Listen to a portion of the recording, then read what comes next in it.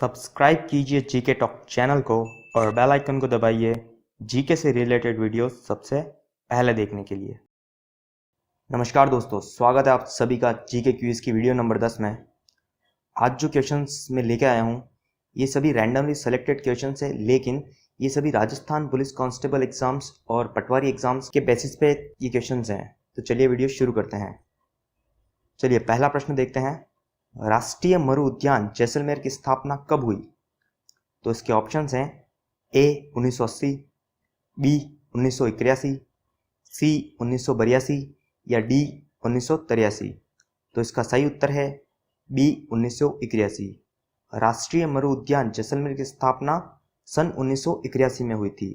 8 मई 1981 में हुई थी। ये जो अभ्यारण्य है ये जैसलमेर और बाड़मेर में 2162 वर्ग किलोमीटर में फैला हुआ है, जिसमें से जैसलमेर में 1962 वर्ग किलोमीटर है एवं बाड़मेर में 1200 वर्ग किलोमीटर क्षेत्रफल में फैला हुआ है, और ये राज्य का क्षेत्रफल की दृष्टि से सबसे बड़ा अभ्यारण्य है। चलिए अगला प्रश्न। ऐसा लोक वाद्य जिसका निर्माण आधे कटे नारियल की कटोरी से होता है? तो इसके ऑप्शंस हैं ए सिंगी, बी अलगोजा, सी रावणहत्ता या डी भवंग। तो इसका सही उत्तर है सी रावणहत्ता। ऐसा लोक वाद्य जिसका निर्माण आधे कटे नारियल की कटोरी से होता है वह है रावणहत्ता।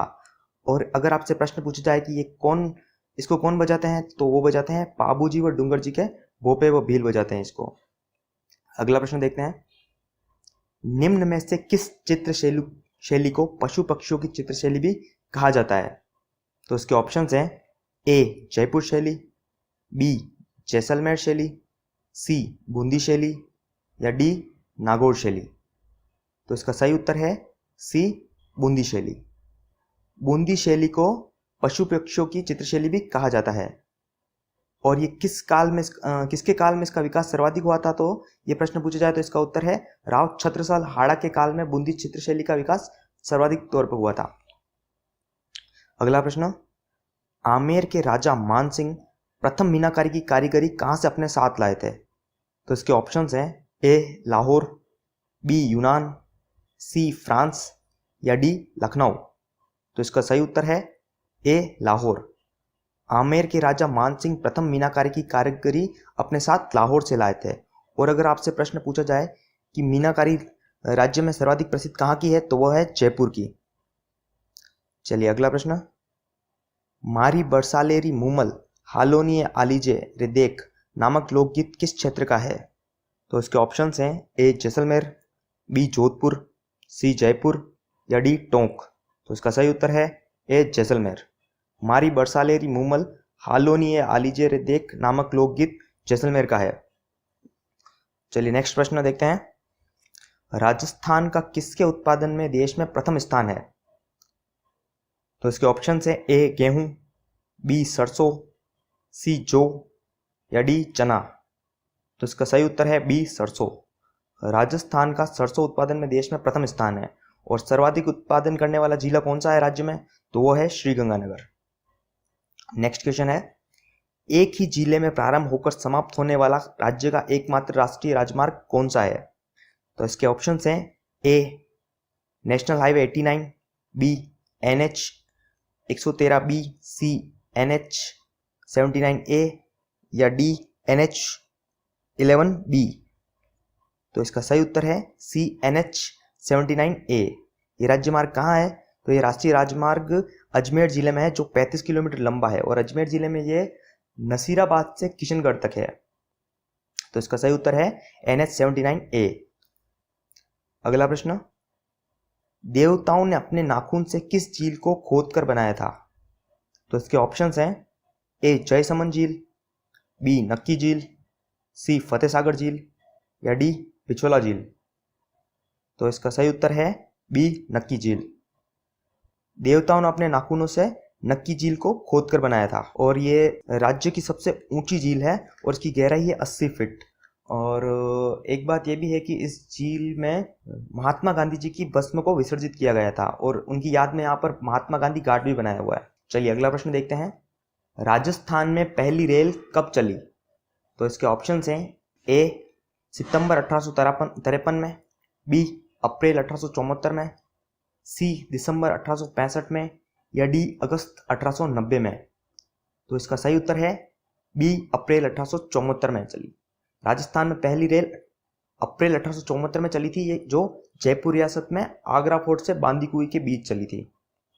चलिए अगला प्रश्न, राजस्थान के जिले जहां से कर्क रेखा गुजरती है, तो इसके ऑप्शंस हैं ए डूंगरपुर प्रतापगढ़, बी बांसवाड़ा प्रतापगढ़, सी प्रतापगढ़ झालावाड़, या डी डूंगरपुर बांसवाड़ा? तो इसका सही उत्तर है डी डूंगरपुर बांसवाड़ा। राजस्थान के जिले जहां से कर्क रेखा गुजरती है वे है डूंगरपुर और बांसवाड़ा। ये राजस्थान के दक्षिण में स्थित है। चलिए अगला प्रश्न, राजसमंद झील में किस लोक देवी का मंदिर है? तो इसके ऑप्शंस हैं ए आवड़ माता, बी तन्नोट माता, सी घेवर माता, या डी जीण माता? तो इसका सही उत्तर है सी घेवर माता। राजसमंद झील में घेवर माता का मंदिर है। और एक प्रश्न ये भी आता है कि सर्वाधिक पुराना शिलालेख राज्य में कहाँ स्थित है? तो वो इसी झील पर स्थित है। चलिए अगला प्रश्न, पाबूजी के भोपे पाबूजी के पावड़ों के समय किस वाद्य यंत्र का प्रयोग करते हैं? ए माटा, बी कुंडी, सी नौबत, या डी चिकारा? तो इसका सही उत्तर है ए माटा। पाबूजी के भोपे पाबूजी के पावड़े के समय माटा वाद्य यंत्र का प्रयोग करते हैं। चलिए अगला प्रश्न देखते हैं, मकराना में मिलने वाला विश्व प्रसिद्ध संगमरमर की किस्म क्या है? तो इसके ऑप्शंस हैं ए कैल्साइट, बी डोलेमाइट, सी सिलिशियस, या डी मोबिनाइट? तो इसका सही उत्तर है ए कैल्साइट। अब ये कैल्साइट नागौर जिले में स्थित मकराना में मिलने वाला सफेद संगमरमर है, जो कि इसके रासायनिक रूप में इसे कैल्साइट कहते हैं। चलिए अगला प्रश्न, राजस्थान की किस प्रसिद्ध झील पर नटनी का चबूतरा निर्मित है? तो इसके ऑप्शंस हैं ए जयसमंद झील, बी पिछोला झील, सी राजसमंद झील, और डी फतेहसागर झील? तो इसका सही उत्तर है बी पिछोला झील। राजस्थान की पिछोला झील पर नटनी का चबूतरा निर्मित है। अगला प्रश्न देखते हैं, राजस्थान की जलवायु को प्रभावित करने वाला सबसे महत्वपूर्ण कारक कौन सा है? तो इसके ऑप्शंस हैं ए अक्षांशीय स्थिति, बी समुद्र से दूरी, सी पवनों की दिशा, या डी मिट्टियों की प्रकृति? तो इसका सही उत्तर है सी पवनों की दिशा। राजस्थान की जलवायु को प्रभावित करने वाला सबसे महत्वपूर्ण कारक पवनों की दिशा है। चलिए अगला प्रश्न, राज्य पुष्प रोहिड़ा राजस्थान के किस भाग में सर्वाधिक पाया जाता है? तो इसके ऑप्शंस हैं ए पश्चिमी राजस्थान, बी दक्षिणी राजस्थान, सी उत्तरी राजस्थान, या डी पूर्वी राजस्थान? तो इसका सही उत्तर है ए पश्चिमी राजस्थान। राज्य पुष्प रोहिड़ा राजस्थान के पश्चिमी भाग में सर्वाधिक पाया जाता है। और अगर प्रश्न आए तो रोहिड़ा पुष्प के उपनाम क्या क्या है, तो वो है राजस्थान की मरुशोभा, मरुस्थल का सागवान, मारवाड़ टीक आदि। चलिए अगला प्रश्न, निम्न में से किस मंदिर को खंभों का अजायब घर कहा जाता है? तो इसके ऑप्शंस हैं ए रणकपुर के जैन मंदिर, बी विमल शाही मंदिर, सी गुणव शाही मंदिर, या डी धुलेव का ऋषभदेव मंदिर? तो इसका सही उत्तर है रणकपुर के जैन मंदिर। रणकपुर के जैन मंदिर को खंभों का अजायब घर कहा जाता है। अगला प्रश्न देखते हैं, जयमल और पत्ता की हवेलियां किस दुर्ग में स्थित हैं? तो इसके ऑप्शंस हैं ए चित्तौड़गढ़ दुर्ग में, बी कुंभलगढ़ दुर्ग में, सी नाहरगढ़ दुर्ग में, या डी जयगढ़ दुर्ग में? तो इसका सही उत्तर है ए चित्तौड़गढ़ दुर्ग में। जयमल और पत्ता की हवेलियां चित्तौड़गढ़ दुर्ग में स्थित है। अगला प्रश्न, कृष्ण मृग किस अभ्यारण्य में पाए जाते हैं? तो इसके ऑप्शंस हैं ए सीता माता अभ्यारण्य, बी रणथंभौर अभ्यारण्य, सी सरिस्का अभ्यारण्य, या डी ताल छापर अभ्यारण्य? तो इसका सही उत्तर है डी ताल छापर अभ्यारण्य। कृष्ण मृग ताल छापर अभ्यारण्य में पाए जाते हैं और ये अभ्यारण्य चूरू जिले की सुजानगढ़ तहसील के 8 वर्ग किलोमीटर के क्षेत्र में स्थापित किया गया है। और यह अभ्यारण्य काले हिरणों एवं प्रवासी पक्षियों कुरंजा के लिए सर्वाधिक प्रसिद्ध है। चलिए अगला प्रश्न, ग्रीष्म काल में सर्वाधिक आंधियां किस जिले में आती है? तो इसके ऑप्शंस हैं जोधपुर, बी झालावाड़, सी श्रीगंगानगर, डी राजसमंद? तो इसका सही उत्तर है सी श्रीगंगानगर। ग्रीष्म काल में सर्वाधिक आंधियां श्रीगंगानगर में आती है, और अगर आपसे पूछा जाए कितने दिन आती है सर महीने में, तो ये 27 दिन आती है। और न्यूनतम आंधियाँ राज्य में किस जिले में आती है, तो वो झालावाड़ में आती है 3 दिन। चलिए, अगर आपको वीडियो अच्छी लगी है तो वीडियो को लाइक कीजिए, शेयर कीजिए, कमेंट कीजिए और चैनल को सब्सक्राइब करना मत भूलिए। मिलते हैं अगली वीडियो में।